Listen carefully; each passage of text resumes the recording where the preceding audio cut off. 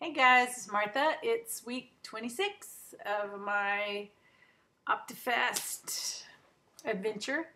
I started 26 weeks ago at 207 pounds, and I have not lost any weight to speak of for probably 6 weeks. But I've been really holding steady at about 53 pounds lost. Still doing, I finished Couch to 5K this week. I was so proud of myself for finishing that, and on to Bridge to 10K now. Well, last time I talked about what I was eating, I was going to do the OptiHealth, and then I had trouble with that. It's my challenge to be moderate. Like last night I went to Bunko, and I ate moderately. I had shakes and bars all day. Then I ate moderately at Bunko, which don't even get me started on the whole Bunko thing. What is the point of it? I know, it's socializing, but why don't you just socialize? Don't play a stupid game that's completely devoid of any strategy or anyway. Okay, so it's fun. I love my Bunko group, but okay with the texting. So I ate moderately, but it's like I fear food because once I start, I never know when I'm gonna go off on this uncontrolled thing. It's like I'm so afraid of eating now, especially because I'm wanting to maintain this weight loss, and I'd like to lose more weight as well. I have not gained any weight, so yay. I never know when it's going to happen. And I don't know of any particular trigger foods that kind of set me off. It's just any food that I like. Like I ate bread pudding last night. It's a sweet, but I don't really like it that much. I'm not it just doesn't call to me. Now, if there's a half gallon of ice cream in the freezer, it's just, no. Martha will eat it. The end, period. So, I mean, there are foods that I, beyond a shadow of a doubt, know that I cannot keep in my house successfully right now, or maybe ever, which is fine. I mean, I don't need to have ice cream in my house. So anyway, I ate bread pudding last night. So it's not really sugar that sets me off, because if it's something I don't really like, I can take it or leave it, and the next day or 2 hours later, I'm fine. Whereas if I go to maybe a Mexican food restaurant and eat chips and salsa and queso, I might be okay. But then again, I might go home and not be okay that same day or the next morning or whatever. Sometimes it sets off this craving, like, oh, I really want some more of those chips and salsa. And sometimes I succumb to that craving. It's interesting. I truly don't have a good understanding of why. I guess why doesn't matter. It's the management that matters. But I don't even know how to do that. I don't know. I mean, if anybody has any insight into this, bring it on. My opinion is that it's different for everybody.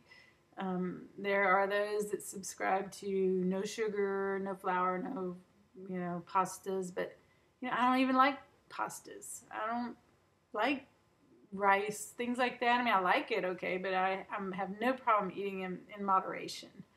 There's a few things I do know. I cannot keep certain foods in my house. Some stuff like chips, ice cream, candy, those kinds of things.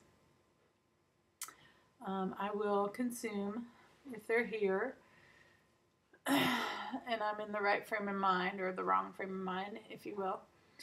But sometimes I can go out to eat and eat a meal that's unhealthy food that I like and not go off on a bingy tangent you know, the next day, 2 days, 3 days. And then other times, all it takes is some popcorn at the movies, and then that's it. Man, I'm gone for 3 days, eating whatever the heck I want. And there's all this, well, historically, there's been, for me, a lot of shame associated with that behavior. But I tell you what, hearing other people talk about having this same disease, I consider it a disease, just like addiction. So I don't always know what's going to set me off. It doesn't follow a totally predictable pattern. And believe me, I also consider my emotional state, my sort of spiritual status as part of that. Like, I'm more susceptible to getting into those places when I'm not in contact with what's going on with me. But I mean, there's been plenty of times in my life when I've been in therapy and active in church and, you know, other spiritual practices, you know, everything, trying to get every little duck in the line, and I'm still like binging like a mad woman. So I don't know. It's very frustrating to feel like I can't put a finger on it and like just do what I need to do. All I know is today I'm doing well. Today I made good choices, and I hope to make good choices the rest of the day and tomorrow, and I'm just going to focus on today though. I will say that I am leaving town this afternoon to go to the Renaissance Festival, and I don't care where we eat. If I just have a bar and a shake around and some water, I'm okay. I've got what I need. So I am experiencing a lot of freedom around food right now, and I'm so grateful for that. I'm so grateful to be in a body that can move, feels good, looks so much better, but mostly I just feel, wow, it feels so much better. Now seeing so many people on YouTube that have had weight loss surgery that have just absolutely transformed, it just makes me want to share that with anyone that is in that place. But you know, not everyone is motivated to get out of that place. I mean, I've been overweight my whole life, but I have been trying to not be overweight my entire life. I mean, I've been completely preoccupied with that. And the reality is not everyone that's overweight is preoccupied with that.